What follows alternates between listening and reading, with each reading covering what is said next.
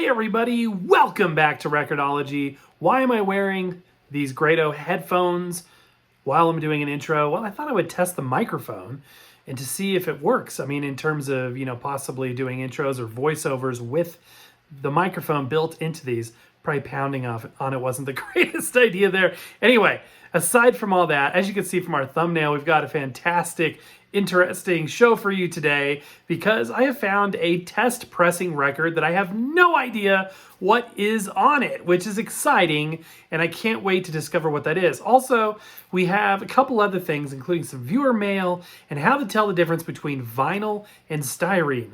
You're not going to want to miss this. This is Record-ology. And to quote one of my favorite YouTubers, Adam the Woos, quotes, and this is what we're dealing with here, folks. This is a test pressing record. This could be anything.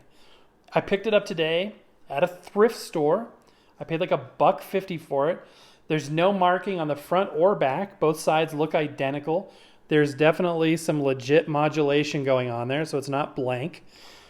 I did a cursory search on YouTube for green and white test pressing labels.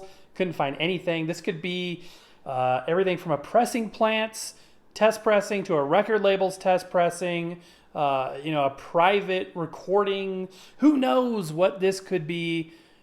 We're going to find out, and we're going to find out right now. So let's bring in a record player in order to do that. Today I'll be using this lovely Crosley suitcase player. Let's go ahead and flip the lid up on this guy. Bring it in here. Nice and intimate. By the way, we've got some cool stuff coming your way today. We're also going to take a look at the latest record that I picked up. In fact, I picked it up at the same time I picked up this test pressing and some viewer mail. So stay tuned. Oh yeah, and we're going to show you really quick and easy how to tell the difference between a styrene record and a vinyl record. So we've talked about that before, but I found two examples that are phenomenal at illustrating the difference. Okay, so here's our mystery test pressing. Again, I have no idea what's on here. I did clean it. It's still a little, it's not going to matter. We're just testing this thing out. I think there's some kind of hair on there. So yeah, let's go ahead and give it a listen, guys. Again, I have no idea. Super excited. So it'll be very, very interesting. What do we have?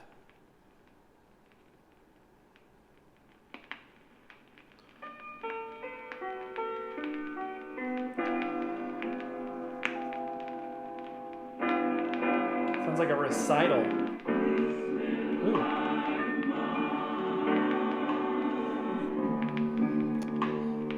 Choir.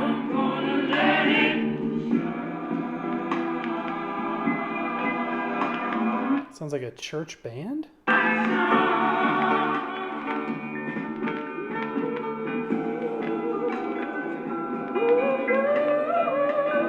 Gospel music. Let's go on to the next track. Oh yeah.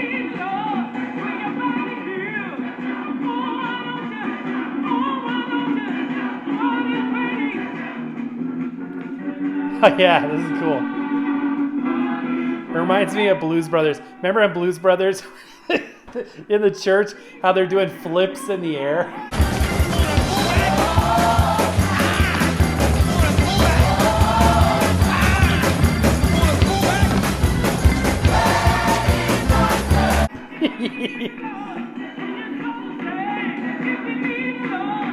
This is cool. Oh, I dig this. This is cool. This is really cool. You never know. I mean, this is amazing. Oh, yeah.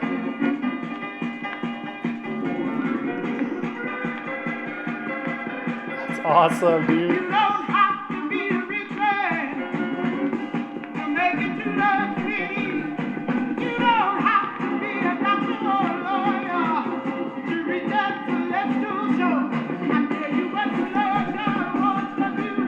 That is so cool.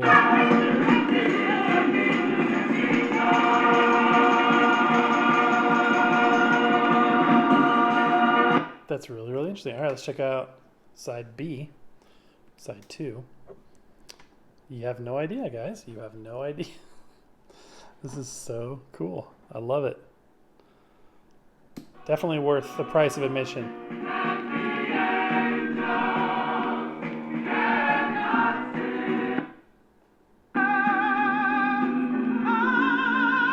So it could be from like a local church. Just keep thinking Blues Brothers.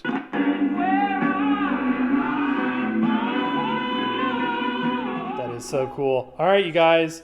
The mystery has been partially solved. I have no idea what church this is, or assuming it could be just a gospel group. It doesn't have to be a church.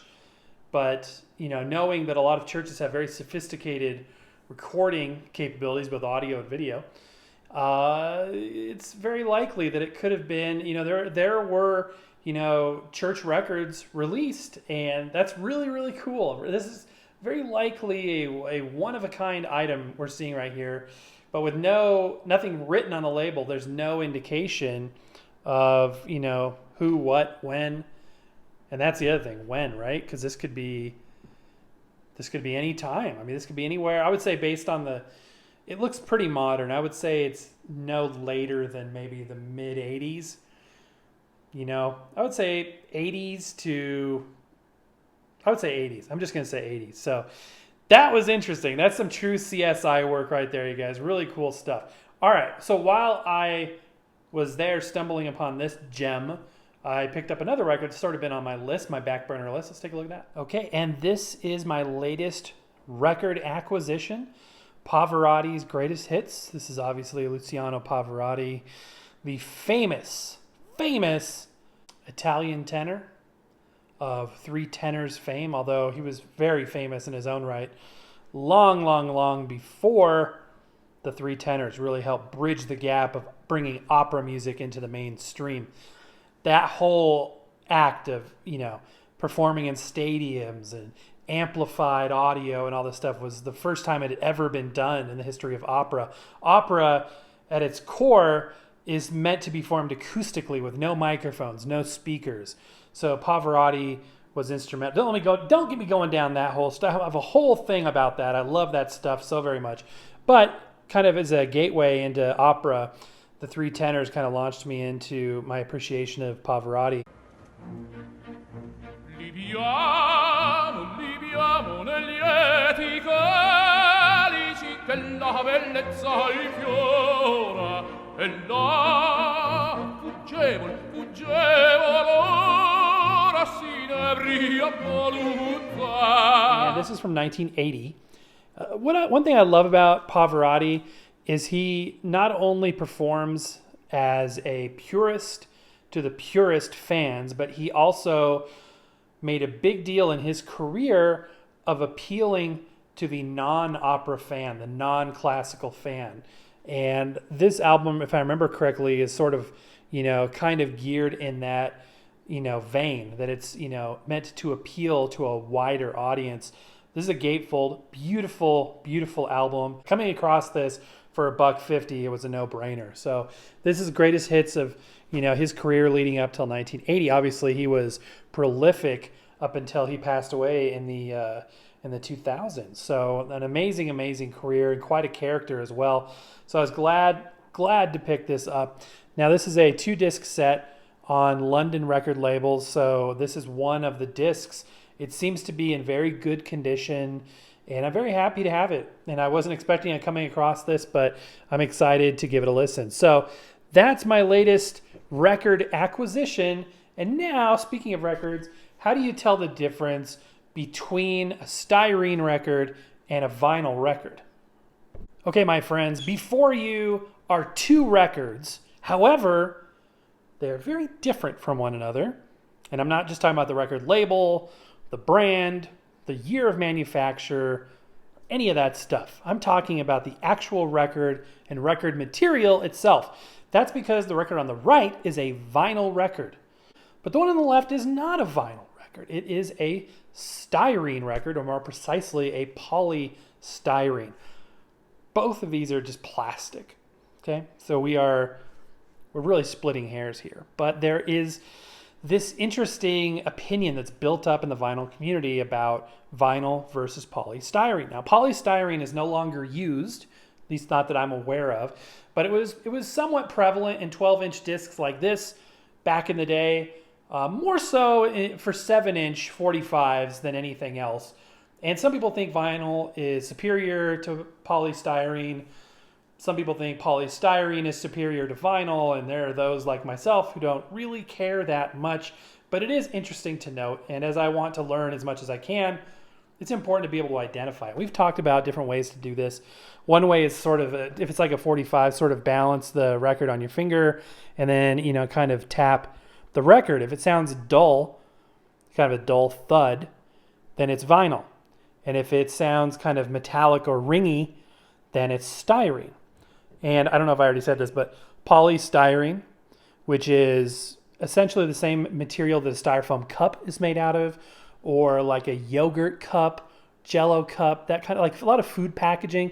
And polyvinyl chloride, which is the same thing as like a PVC, that's what PVC stands for, a PVC pipe, like a white plumbing pipe, basically the same material with some carbon black mixed in. These are pressed, and these are actually injection molded. Kind of interesting. So let's talk about how you can identify the difference. So the edges of a vinyl record are typically smooth and trimmed, sometimes rounded. RCA Victor, this is one of my favorite labels because of the fact that they do a really good job of trimming the edge of their records. Whereas a styrene record is sharp, rough, sometimes squared, and this one is a good example. You can sometimes see little trimmings where they did a so-so job of trimming the excess when it was coming out of the mold. But the biggest way to test the difference between vinyl and styrene is to give it the sound test. Like I said before, you can kind of balance this and tap it. If it's a 45, you can balance it and tap it. But this method that I just kind of happened upon here seems to be pretty effective too. So what I'm going to do is kind of loosely balance it on these two fingers and kind of tap it into the granite. Now let me reposition the mic so you can hear this a little bit better. I normally try to keep the mic, out of view, but for today's purposes, I want it as close as possible to the record so you can hear this very clearly. So listen to this sound, okay? This is vinyl.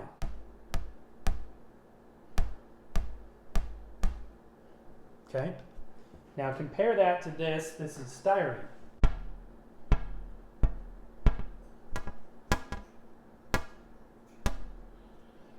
Did you hear how it has sort of a metallic ring to it?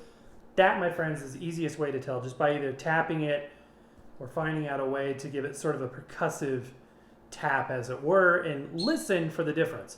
Again, if it matters in terms of the sound quality, that's a debate for another show. Now let's take a look at some viewer mail.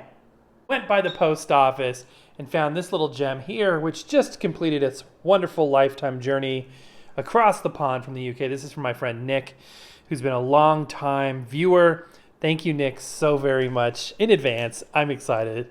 Let's get into it. Oh, I love this. This is so cool, dude. I appreciate this so much. I know this is not cheap. This is awesome. He called me young man. It's already on the very top of my list. Check this out. Awesome. A brand new Sony 90-minute tape, you guys. This is excellent. I've really been excited about cassette tapes lately. I've been, making tapes, making recordings. This is just fantastic. And that's not all, because there's another one in here. Cool. Stars of Country. This is great. Conway Twitty, Johnny Cash. Look at this. This is so cool. Oh, this is too cool. Pickwick International. Let's check it out. Oh, this is awesome. Oh, this is a cool tape. Oh, this reminds me of some tapes I had as a kid that had this kind of shell with this little window in here like this. It's a Dolby B encoded tape. Oh, this is so cool. Let's see who's on it. This is so amazing. Excellent. Patty Page, Tennessee Waltz, one of my all-time favorites. Johnny Cash. All these are good. Roy Orbison. This is absolutely excellent. Nick, thank you so very, very much. Thank you for sending this across. This means so much to me. And again, I appreciate the expense and the time that you take doing this, guys. You guys are awesome. Thank you so very much. Okay, guys, and that is going to do it today. Listen, if you have not yet joined our Vinyl Nation members-only community, then you're missing out on the next show, which is coming out in just a couple of days. Every Friday, also exclusive member chats, badges, all kinds of cool things, little emoji things you can type in there that are exclusive to the Vinyl Nation only. Check out the link in the description below for that as well. But most importantly, thank you so much for joining me today. If you wouldn't mind giving me a thumbs up, let YouTube know that you're out there and watching. Share this out, tell a friend, and most importantly, stay safe out there, guys. Happy record hunting. We'll see you next time.